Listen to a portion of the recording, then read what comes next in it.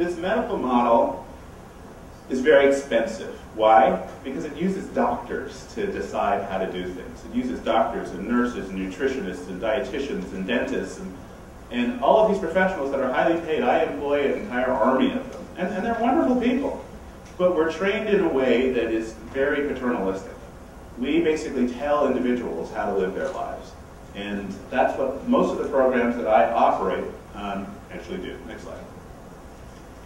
It assumes that if 10 to 15% is genetics, 10 to 15% is access to healthcare, it assumes that 70%, the missing 70%, is people's behaviors, individual behaviors. And so it dovetails well with this American concept of individual responsibility and pulling yourself up by your bootstraps and essentially getting government off your back and all this kind of thing. That is all about you and what you choose to do.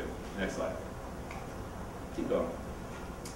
Okay, so I want to show you how I, as somebody who considers himself a fairly enlightened public health practitioner, chooses to spend $100 million every year.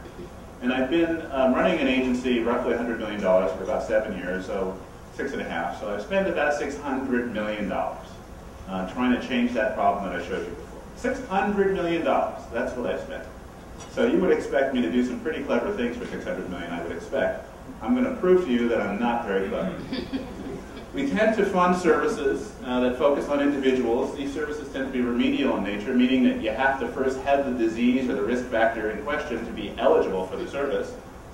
We don't address the underlying conditions, the environment, the community, the access to opportunity. We don't in these services for the most part. They're very expensive because they pay people like me, physician salaries. There's no evidence, none. I've said this at NIH. I said this at an NIH Disparities Conference. I've said it at CDC. And nobody can actually contradict me. There's no evidence that this approach has any sustained impact on even reducing health disparities, never mind eliminating health disparities. Yet that's what we do. Next slide. Okay, so this is the army, the armada of Alameda County. These are our service providers. And combined, some of them are federal, some of them are state. Combined, I'll show you in a second. Next slide. Keep going. Okay, so 6 boxes, hit it again. I spent $100 million. 88% of that money is spent in those 3 boxes. Risk behaviors, disease, and try to prevent premature death. Next slide. Okay, so where's Alameda County? Here's Google Earth. There's California. Hit it again. There's the San Francisco Bay Area. Again. Zooming in. Hit it again. That's the city of San Francisco. City and county of San Francisco. And that's the bay in between. And then you cross the Bay Bridge. And hit it again. And this is Alameda County. And Alameda County dwarfs San Francisco. We're a boot. We're shaped like a boot, and we're always threatening to crush San Francisco. So they get a lot of attention, but we actually have the population and the physical size. I'm showing you this for a purpose because I'm going to show you a lot of boots, and I want you to get oriented as to sort of where people live in Alameda County and sort of how things play out. And the foot of the boot is the older part of Alameda County. Some of you, anybody go to University of California, Berkeley here? Usually there's 1 or 2 in the crowd. No Berkeleyites? All right, well, good, then I can say nasty things about Berkeley. Berkeley, Oakland are the old, sort of more industrial, actually Oakland more so than Berkeley, industrial cities. Oakland's about 400,000, about the same size as Cleveland, I understand. Very similar to Cleveland in that regard. And then heading down to the heel there's a big freeway that takes you down to some newer suburbs, really sort of 70s and 80s, and then out to the top of the boot, particularly to where the laces would be, are some much newer suburbs with, built in the 80s and 90s and developed in that time. And then sort of towards the back of the boot is a lot of rural area and the Lawrence Livermore Labs where they make bombs, and so you have a combination of bomb makers and sheep. So just keep that shape in your mind because you're going to see a lot of it. Next slide. Okay, so we took, I told you I spent $100 million. We took all of the services where we provide a direct service to an individual that has an address, and we mapped them in Alameda County for 1 fiscal year and categorized them in a number of different categories. So these are the pediatric services. Next slide. These are communicable disease. Next slide. Chronic disease. Next slide. Perinatal. Next slide. WIC, women, infants, and children. Next slide. We took all of those services, we put them in the numerator. and we put the underlying population of the cities in Alameda County in the denominator, and calculated this crude metric called the service intensity metric. And I'm telling you this because I want you to understand how unique it is for public health to be collaborating with planning agencies. Because we have a very narrow approach to how we do our work. So this effort to collaborate is a real change for us. And when we analyze what we actually do, you see why it becomes necessary to work with our planning brothers and sisters.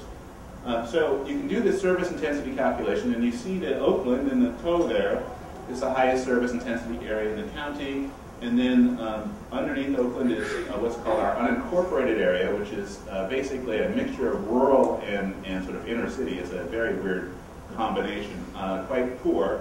And then the city of Hayward. Oakland and Hayward are our two high poverty cities in Alameda County.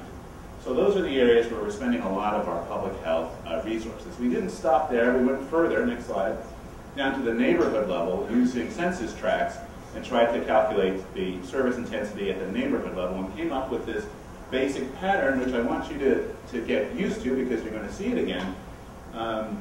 That West Oakland, which is sort of at the top there, the Oakland Flatlands, East Oakland, parts of the unincorporated area of the county, and then parts of the city of Hayward are where we're spending a disproportionate on a per capita basis amount of public health resources. So these are our intense service areas.